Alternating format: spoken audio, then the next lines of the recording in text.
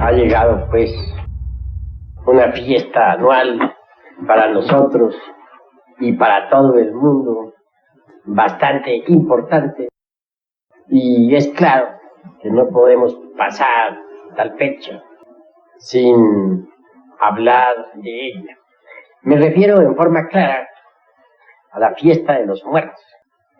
Mañana ya la tenemos y hay necesidad pues de que expliquemos algo sobre los misterios de la vida y de la muerte. Ante todo, mis caros hermanos, ustedes ya saben muy bien que el camino es bastante difícil. Jesús el Cristo nos habló del camino secreto diciendo: angosta es la puerta y estrecho el camino que conduce hasta la luz, y muy pocos son los que lo hallan.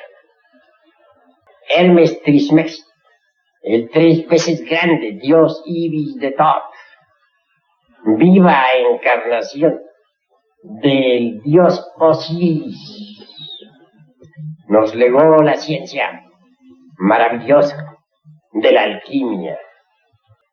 En la Edad Media, tal ciencia hermética pasó desde el mundo árabe hasta las tierras de Europa.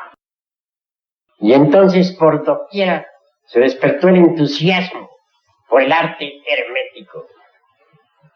En esa doctrina de Hermes está contenida, tanto en esencia como en potencia, las claves máximas del conocimiento puro que nos permiten recorrer el angosto camino del cual nos hablara Yeshua ben Pantirá, Jesús el Cristo.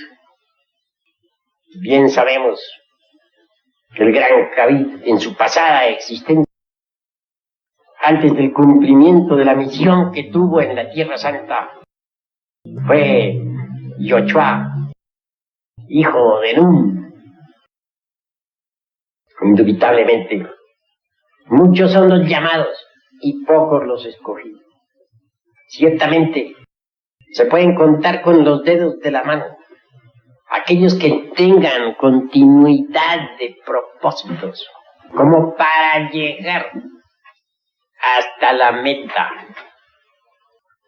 Afortunadamente tenemos el cuerpo de doctrina, los principios, los fundamentos que debidamente estudiados y vivenciados nos permiten, de hecho y por derecho propio, recorrer la senda del filo de la navaja.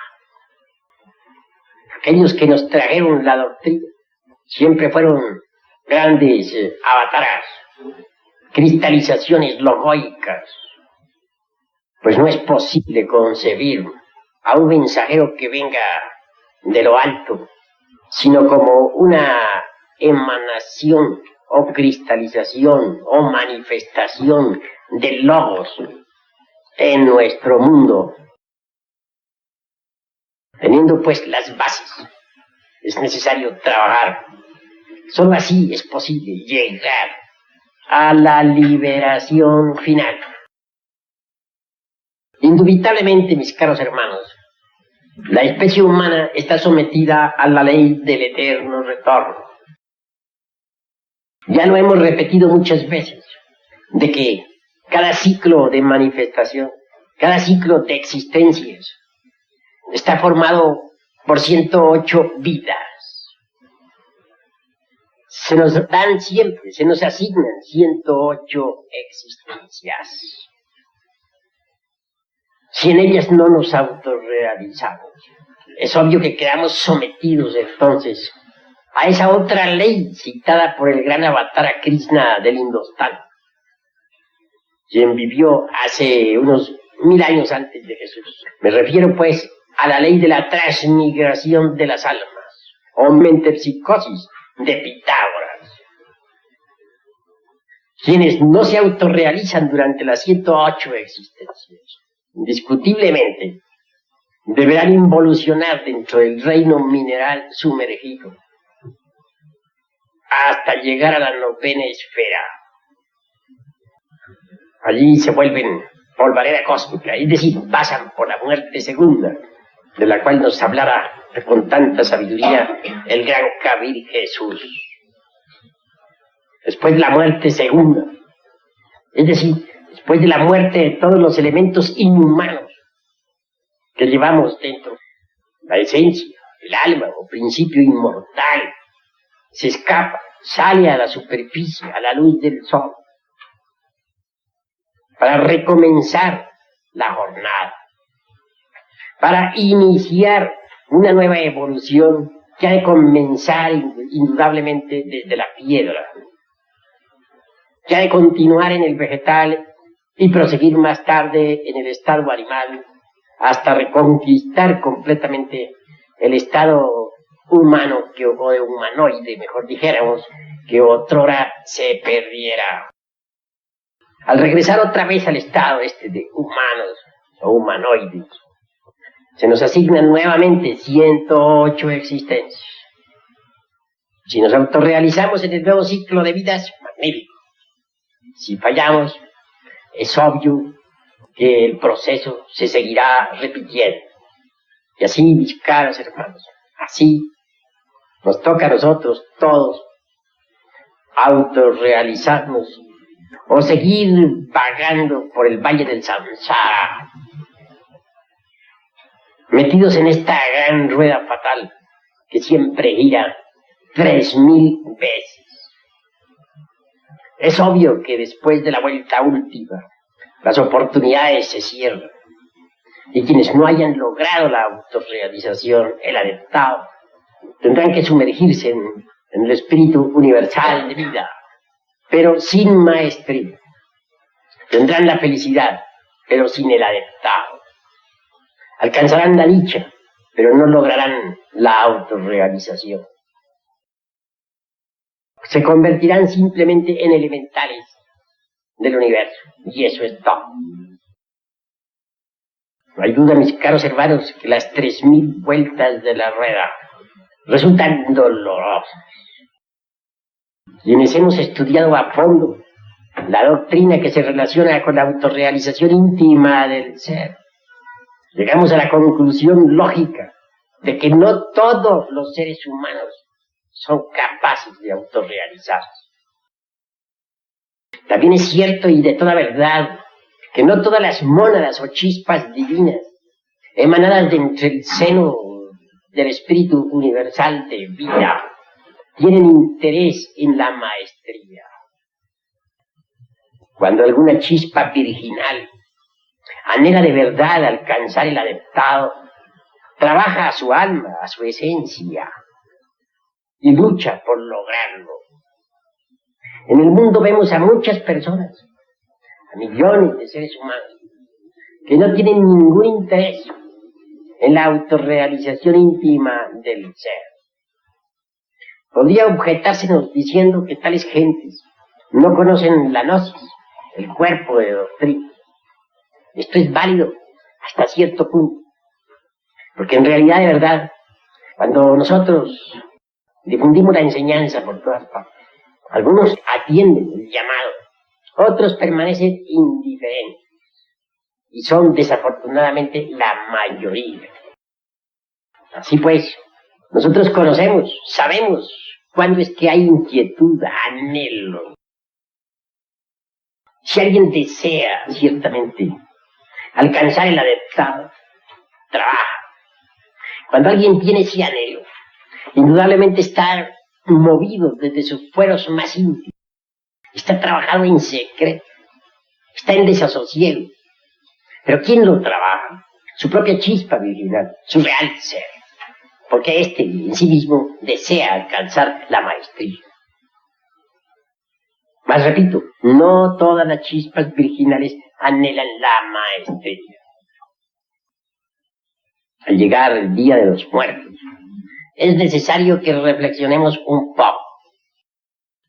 La gran ley tampoco abandona a los que no anhelan la maestría, ni a aquellos que luchan por lograrla y no la logran. El omnimisericordioso vela por todas las criaturas y a nadie abandona. En los antiguos tiempos, se dio muy especial importancia a los misterios funerales.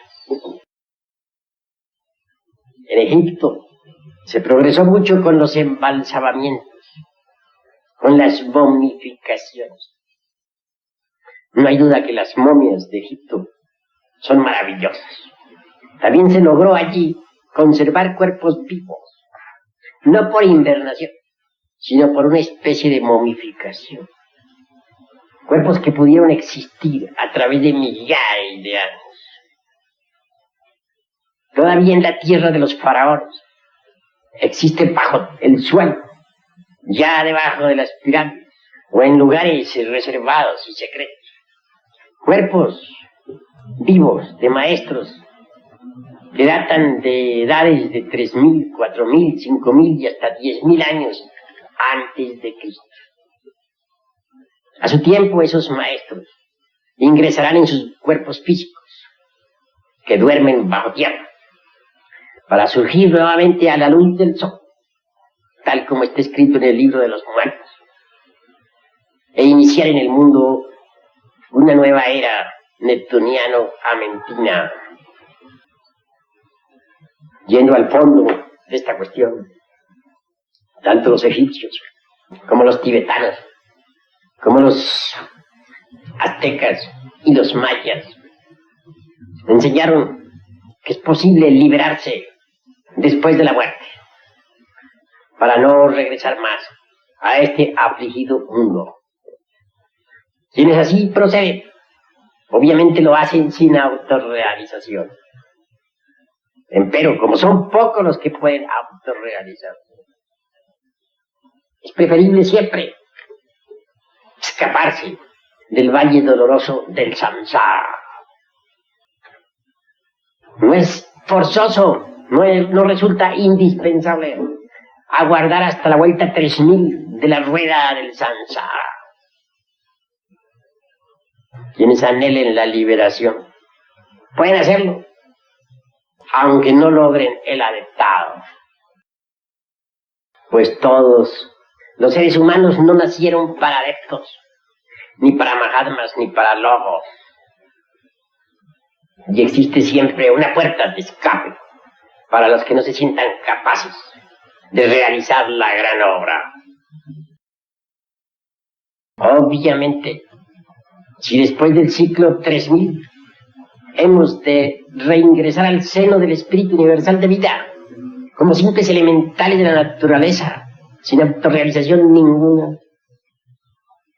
Esto, claro, en el caso de que no hubiésemos trabajado realmente. Pues entonces, preferible es libertarnos de una vez de esa rueda fatal. Así nos evitaríamos el descenso a los mundos infernales después de cada ciclo de manifestación y los sufrimientos terribles de este valle doloroso de lágrimas. Hay pues dos formas de emanciparnos, dos formas de evadirnos del valle del samsara.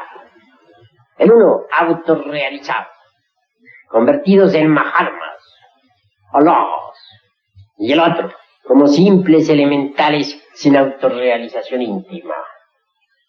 Cada cual por sí mismo debe reflexionar y escoger el camino. Al escogerlo necesitamos ser serios, porque una vez dado el paso por el camino secreto, no es posible regresar atrás. Por eso es que en los misterios tibetanos, cuando alguien va a recibir la iniciación, los sacerdotes hacen sonar sus trompetas formadas con huesos de muertos, a tiempo que se le advierte al neófito: detente, caminante, no intentes seguir por el camino que está más allá de ese umbral. Recuerda que el camino de la iniciación está lleno de lágrimas, dolores, sufrimientos. Tú puedes ser feliz con la religión que se te ha enseñado y vivir en los paraísos de la naturaleza, en las tierras de los devas, de los dioses santos, etc. ¿Por qué insistes en meterte por el camino secreto? Si el neófito, a pesar de todo, dice: nada puede detenerme, Yo recorreré la senda del filo de la navaja. Yo voy por el sendero de la autorrealización íntima. Nada podrá desviarme. Obviamente recibirá la iniciación. Mas si flaqueare, entonces tendrá forzosamente que buscar la emancipación común por el entendimiento. Aquel tipo de liberación sin autorrealización. No podrá ser un sol, pero se contentará con ser una estrella. El camino de la emancipación por la comprensión no nos convierte en dioses, únicamente permite que nos escapemos como elementales, para vivir entre el océano del espíritu universal de vida, en forma definitiva. No es forzoso llegar hasta el ciclo 3000 de la vuelta de la rueda del samsara. Aquellos que ya no quieran vivir, los que estén desencantados de la vida, los que hayan bebido en el cáliz de todas las amarguras, y que en modo alguno se sientan lo suficientemente preparados como para hollar la senda que los ha de convertir en dioses más allá del bien y del mal, pueden hollar la senda del menor esfuerzo, aquella que tan solo nos convierte en elementales o en pequeños budas elementales, aquella que nos permite regresar al seno de la gran realidad para siempre. Obviamente quienes no pueden autorrealizarse y terminan su ciclo de manifestación, normalmente deben descender entre las entrañas de la vida y sufrir mucho para poder lograr la muerte segunda. Después de la misma viene la emancipación de la esencia elemental. Esta convertida en elemental inicia una nueva evolución. Eso, naturalmente, eso que hemos de hacer, o eso que la naturaleza de hacer por nosotros, dentro de las entrañas de la tierra, podemos hacerlo a voluntad, aquí y ahora, y evitarnos la bajada entre las entrañas del abismo.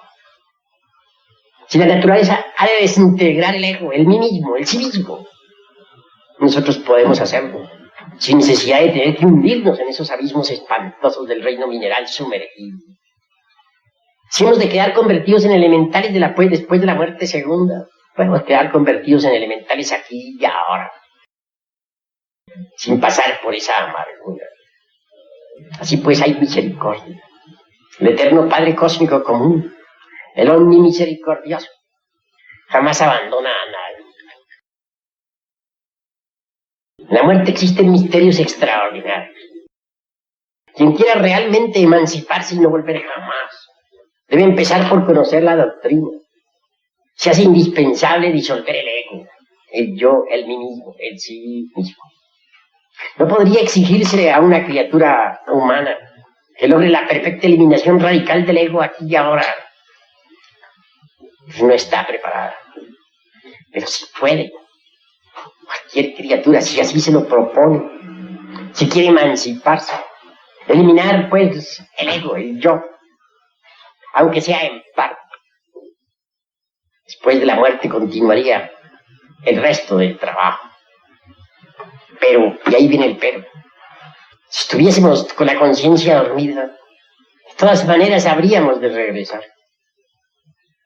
Entonces, ¿cómo hacer para no regresar a este valle de lágrimas? Despertar la conciencia. Pero ¿cuándo hemos de despertarla? ¿Después de muertos o ahora? Es claro que aquí mismo debemos trabajar para despertar conciencia. ¿Existe alguna ciencia que nos permite el despertar de la conciencia? Sí existe. La hemos estado enseñando y continuaremos enseñándola a través de nuestras diversas pláticas. Quien despierte puede elegir su camino. Quien despierte después de la muerte podrá trabajar. Y si no quiere volver, no volverá. Pero, ¿cómo podría un dormido evitar el regreso, el retorno a este valle de amarguras? Imposible, ¿verdad? Se necesita primero despertar. Despiertos, sí, después de la muerte podremos trabajar. Es obvio que aquel difunto será sometido a pruebas si es que no quiere volver. En primer lugar, después de la muerte, se pasa por un desvanecimiento de 3 días, una especie de desmayo, después de los cuales, pues, se siente uno reconfortado, reanimado. Si se encuentra alerta y vigilante el difunto, si verdaderamente no tiene la conciencia dormida, si verdaderamente tiene anhelo, podrá evitar el retorno a este valle de amargura. Repito, si no desea volver, será aprobado. La Madre Divina, el Padre que está en secreto, o el Padre Madre en su totalidad, pues cada cual tiene su Padre que está en secreto y su Divina Madre Kundalini. Le someterán a prueba. Asumirán ante él, por ejemplo, en un momento dado, una figura terrible, sobrehumana, con el propósito de probar al difunto, mas este permanece firme como el acero. Es claro que saldrá victorioso.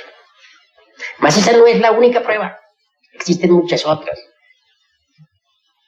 El difunto que no quiera volver no debe dejarse atraer por los familiares, por el apego a hermanos, hermanas, hijos, hijas, porque se perjudica a sí mismo. Atraído por esos seres queridos que dejó en el mundo, es claro que retornará, se reincorporará nuevamente. Si se quiere no volver, hay que perder todo apego, después de la muerte, a aquellos que dejamos en este valle de lágrimas. Pues de que uno ha dejado el cuerpo. La naturaleza tiene múltiples medios, sistemas para hacernos regresar o reincorporar. Y nosotros debemos comprender. Ante todo, no está de más que ustedes sepan que después de la muerte debemos revisar la vida que acaba de pasar. Empezaremos por el último instante, por aquel que precedió a nuestra agonía. Tendremos tendencia a vivir en la misma casa donde morimos, a recorrer por las mismas calles por donde otrora caminábamos. En una palabra, queremos recoger nuestros pasos. Los vamos recogiendo conforme vamos reviviendo las distintas edades de la existencia que acaba de pasar. Es claro que esta retrospección no es meramente intelectiva. Uno vuelve a vivenciar después de la muerte todos los hechos, todos los sucesos, todos los acontecimientos de la vida que pasó. Y conforme los va reviviendo, va asumiendo también el aspecto que tuvo en cada una de sus edades. Si murió anciano, se verá viejo. Y después se verá convertido en el sujeto maduro. Y luego en el joven. Y después en el adolescente. Y por último, en el niño. Revivirá así toda su existencia con el propósito de arreglar cuentas, de hacer un balance sobre sus buenas y malas obras. Quiero que sepan ustedes, mis caros hermanos, que el ser está formado por muchas partes. Cada uno de nosotros tiene su propio ser. Este está formado por diversas partes. En nosotros existe, por ejemplo, dentro de sí mismo, en el ser, o una parte del ser, algo que podríamos llamar el buen ángel. También existe algo que podríamos denominar el mal ángel. No porque sea malo, no, sino porque se encarga de llevar, de hacer cuenta, de anotar todos nuestros errores personales. El buen ángel se preocupa por anotar las buenas acciones. Pero no es que el buen ángel y el mal ángel sean personas extrañas. No, son partes de nuestro propio espíritu individual, de nuestro propio ser íntimo. Después de la muerte, por ejemplo, el genio del bien contará con piedritas la cantidad de buenas obras que hemos hecho. Y veremos también el geniecillo del mal, que no es que sea del mal, sino sencillamente que anotará nuestros errores, porque es otra parte de nuestro ser, contando con piedrecillas negras nuestros malos actos. Pero tal cuenta se realiza es después de haber vivido la vida que pasó, después de haberla revivido internamente, en forma retrospectiva. Así pues, toda la existencia que pasó tiene que quedar reducida a números, a sumas de buenas y malas acciones. Obviamente, terminar la retrospección, después de que nuestro propio ser ha hecho el balance, el inventario, dijéramos, de nuestras buenas y malas acciones, los señores del karma harán justicia y determinarán la existencia que nos aguarda en un futuro. Mas, si deseamos no volver, y para ello nos hemos estado preparando durante toda la existencia, si estamos despiertos, podremos defendernos. Podremos pedir a nuestra Madre Kundalini el perdón de los errores. Podemos concentrarnos en otra parte de nuestro ser que se llama el Gran Misericordioso. Tendremos ayuda. Habrá piedad. Mas si el karma fuera demasiado malo, si en vida fuimos exageradamente perversos, obviamente tendremos que ingresar en la involución sumergida de los mundos infiernos y no habrá remedio. O por lo menos reincorporarnos nuevamente contra nuestra voluntad. Si el karma no fuera tan malo, si hubiesen más acciones buenas que malas, si realmente en vida nos hubiésemos preocupado por la disolución del yo, del mí mismo, del sí mismo, si hubiésemos sido caritativos, tendremos de hecho cómo defender capital cósmico a nuestro favor. Sin embargo, si hace necesario no dejarnos atraer por las humanas matrices, el espíritu humano puede atravesar una montaña de lado a lado, nada lo detiene. Lo único que puede detenernos es una matriz. He ahí el problema.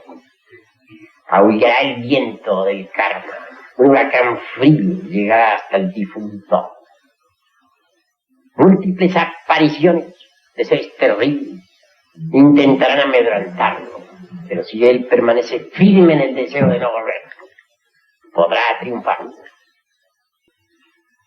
Mas si se siente todavía con peligro de caer en cualquier humana matriz, tendrá que aprender a cerrar matrices.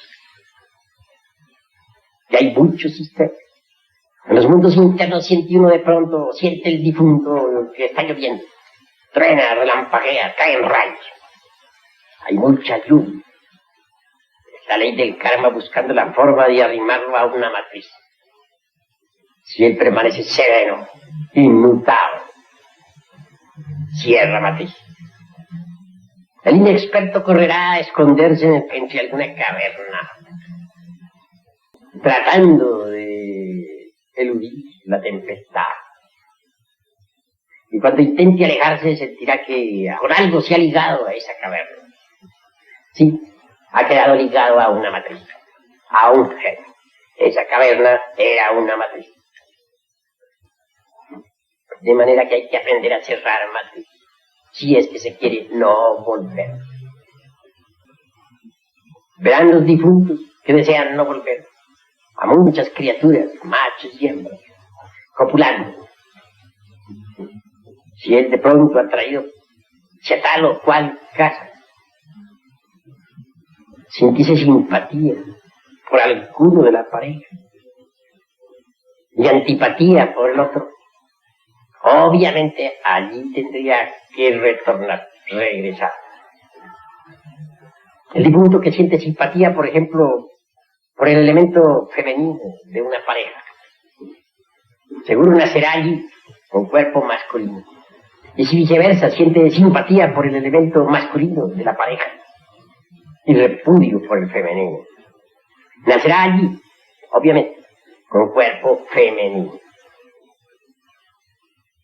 Así pues, somos atraídos hacia determinados lugares, hogares, de acuerdo con la ley del karma.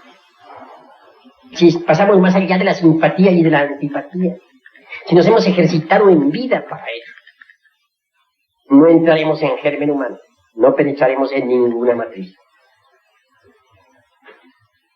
Otro sistema para eludir el caer en cualquier matriz es la meditación profunda. Aprender a lograr la quietud y el silencio de la mente. Lograr la irrupción del vacío iluminador en nosotros mismos y dentro de nosotros mismos. Si logramos conservarnos en el vacío iluminador, lograremos eludir la atracción de cualquier matriz. Cerraremos matriz. En vida, los que aspiran a liberarse, aunque sea en estado elemental, sin autorrealización, deben ser instruidos con ese propósito. Luchar por la disolución del ego, del yo, del mí mismo, del sí mismo. Andar por el camino recto.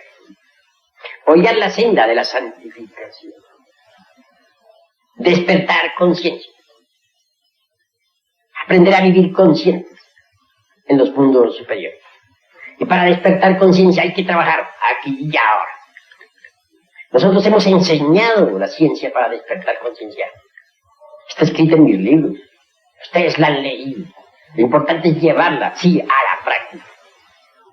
Quienes logren eludir la atracción al valle del Sansara podrán después de la muerte renacer, no con cuerpo físico, sino renacer, por ejemplo, en algún paraíso, en algún reino de tipo superior. Ya en el reino del Buda, Gautama, Sakyamuni, o en el de Amitabha, o en el del Maitreya, o en el de los cabellos largos, o en el de la suprema felicidad.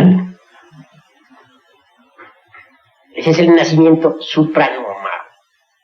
Hay también quienes renacen en el infierno. Ese es el caso de los que ya concluyeron con su ciclo de nacimientos y de muertes. Pero quienes aspiran a la liberación deben renacer en forma supranormal en cualquiera de esos reinos de los mundos superiores. Al nacer en cualquiera de esos reinos, nos dedicaremos de lleno a trabajar intensamente en la eliminación de los elementos inhumanos que llevamos dentro, con el propósito de lograr que la esencia quede limpia, transparente como el cristal, sin adherencias del polvo terrenal. Es obvio que quienes así aspiran deben haber pasado por una previa educación esotérica aquí en el mundo físico. Está escrito lo que un maestro hace en grande para llegar al adeptado, para convertirse en Dian Choa, en Kumara, en Mahalma. Lo hace en miniatura. Una criatura que no aspire a la autorrealización, sino que quiera evadirse sencillamente del valle del Samsara. Escrito está que el sendero se divide en 4 grandes etapas. Así lo sostiene la poderosa sabiduría oriental. La primera la podemos denominar la del chelado o discipulado. La segunda la del arat, un hombre perfecto. Digo, perdonen que haya alterado los factores. Primera la del chelado. Segunda la del iniciado, la del individuo que se inicia. Corrijo, pues ahí. Tercera, la del arat, hombre perfecto. Cuarta, la del Mahatma, o gran alma.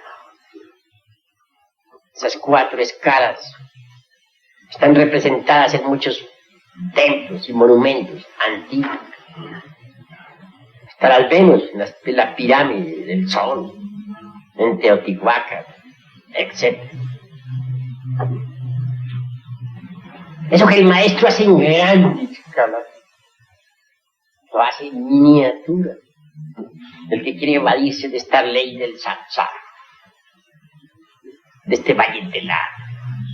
Si el maestro se ha convertido en un gran Buda, en un Dios, quien quiere evadirse de esta trágica ley, podrá convertirse en un Buda elemental. Si existe el sistema solar en el macrocosmos, también existe una molécula, ¿verdad? Porque ¿qué es una molécula? ¿No es acaso un sistema solar en miniatura?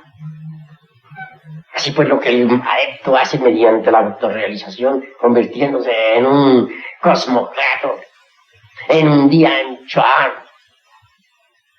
en un hijo de la llama, en un Kumara, lo hace el devoto, en miniatura, convirtiéndose en un Buda elemental y recorriendo las 4 etapas en forma incipiente.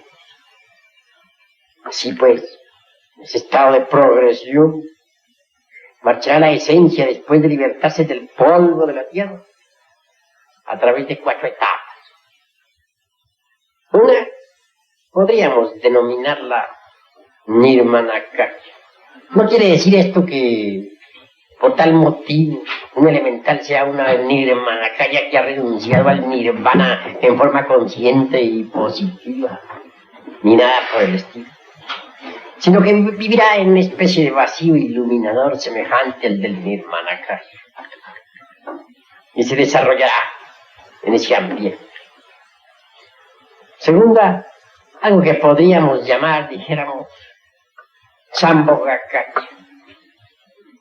Un vacío aún mucho más iluminado, más profundo, acompañado de sabiduría.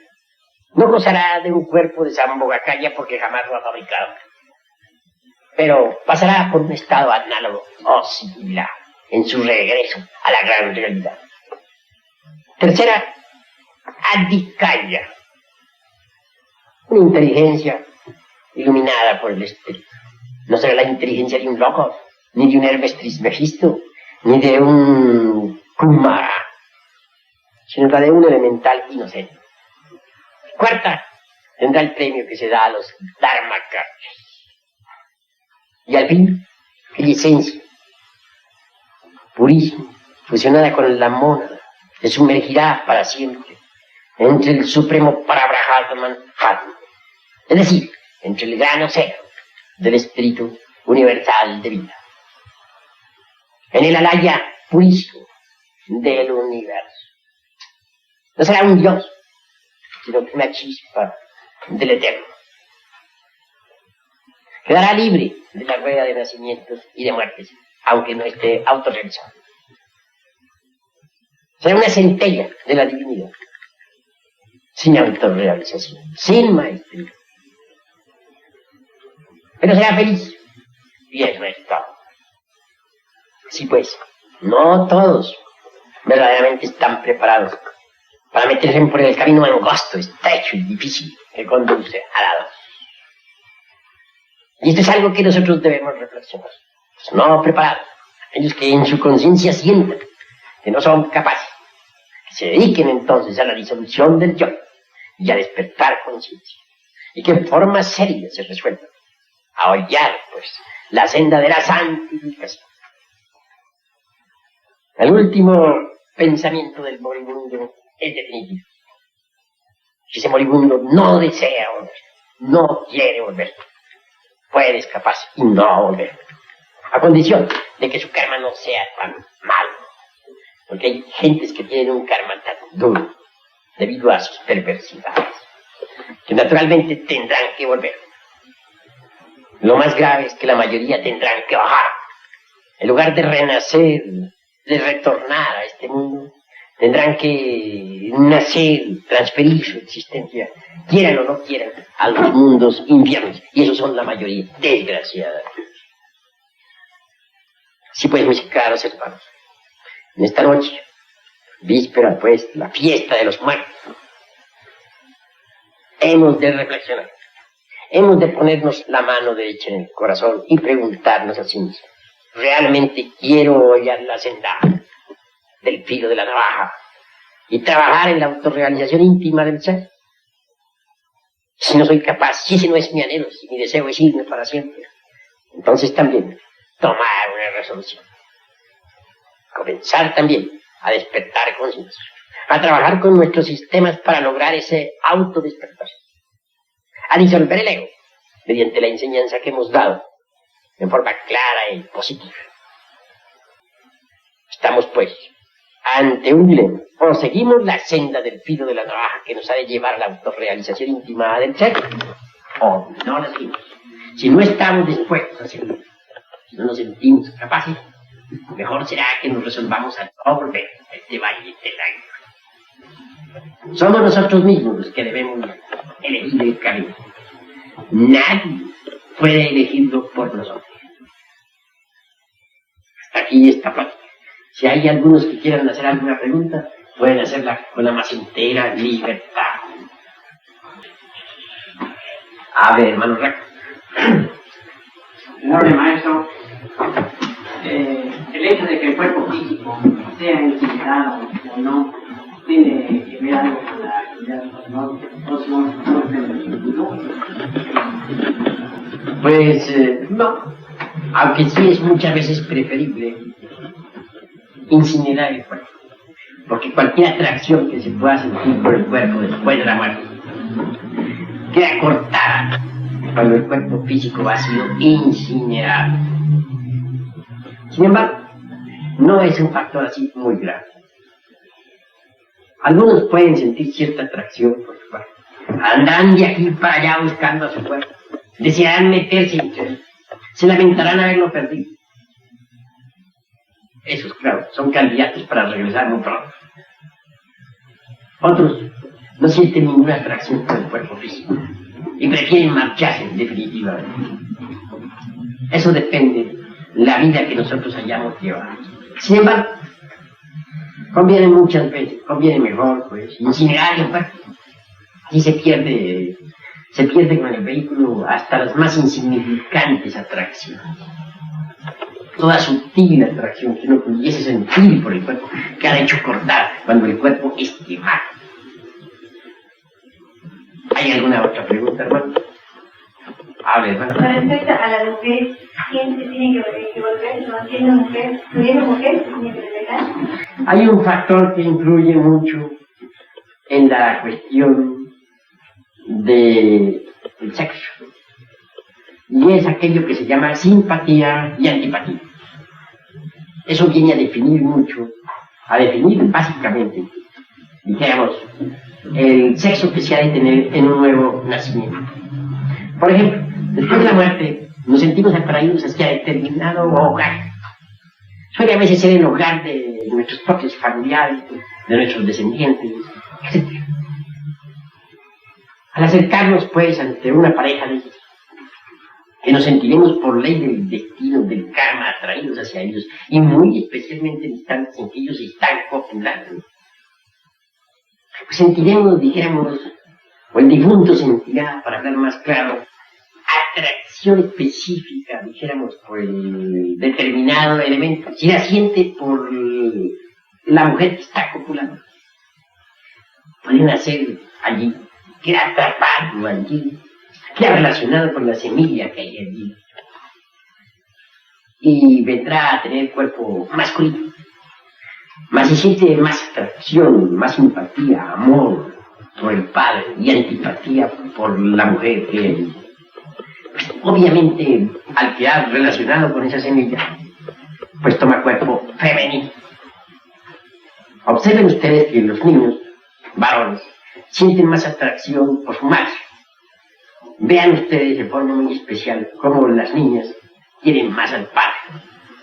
Está pues esa cuestión de la simpatía y antipatía. Esa simpatía que ven ustedes en las niñas por el padre y en los niños por la madre fue la que determinó su sexo. Esa simpatía no solamente existe ya después de haber nacido, existe desde antes de haber nacido y fue la que nos trajo a la existencia. Al sentir una simpatía específica por la madre, nacen con cuerpo masculino. Y si la simpatía es muy especial por el padre, nacen con cuerpo femenino. De manera que si un difunto desea no volver, tendrá que saber pasar más allá de las simpatías y de las antipatías. Si es que desea no volver. ¿Hay alguna otra pregunta, hermano? Venerable maestro, en su libro de las plantas dice que el cementerio es un salón de magia negra y que no debemos sepultar a los deudos ahí. Entonces, es la misma pregunta que hizo el hermano Rafa. ¿Es mejor incinerar que...?